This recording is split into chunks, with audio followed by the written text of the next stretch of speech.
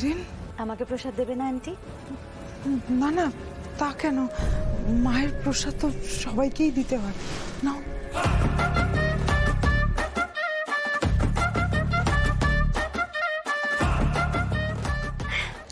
ঠাকুর, আমার সব ইচ্ছে পূরণ করো।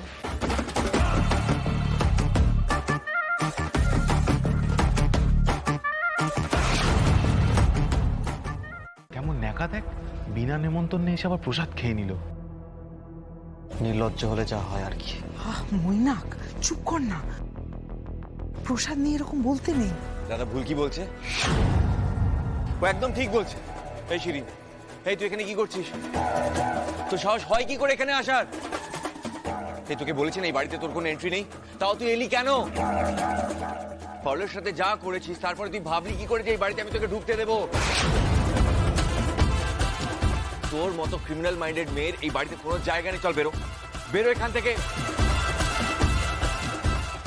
এই মেয়েটা এত বড় শয়তান, আমার পারুলের সর্বনাশ করতে বসেছিল।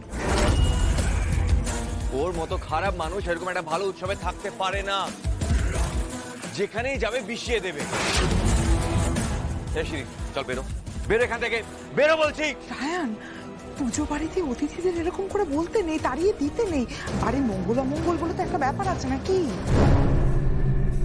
শিরিন এ বাড়িতে থাকলেই অমঙ্গল হবে যেটি, ও থাকলেই পারুলকে ল্যাং দিতে চাইবে। না রে রায়ন, আমি যা ভুল করেছি সেটার জন্য আমি সত্যি রিপেন্টেন্ট। আমি আর কিছু করবো না, আমি চেঞ্জ হয়ে গেছি রায়ন। আমি ঠাকুরের কাছে প্রমিস করেছি যে আমি আর কাউকে দেখে হিংসা করবো না। আমার কাছে যা আছে আমি তাই নিয়ে খুশি থাকবো। প্লিজ আমার ক্ষমা করে দে রায়ন, আমার ভুল হয়ে গেছে, প্লিজ। যতই কাঁদুনি গা শিরিন, ক্ষমা করার কোনো প্রশ্নই নেই। ক্ষমা যদি চাইতে হয় তাহলে যা, পারুলের কাছে গিয়ে ক্ষমা চা।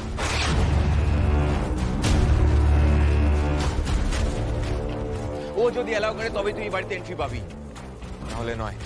পারুলের কাছে ক্ষমা চাইতে হবে আমায়? সবার সামনে? ইউনিভার্সিটির বন্ধুদের সামনে? মরে গেলেও না।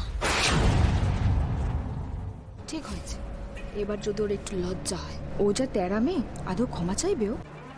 শিরিন কি ক্ষমা চাইবে নাকি? শিরিন ক্ষমা চাইলে তো পারুল আরো বার বেড়ে যাবে, তখন তো কাউকেই কেয়ার করবে না।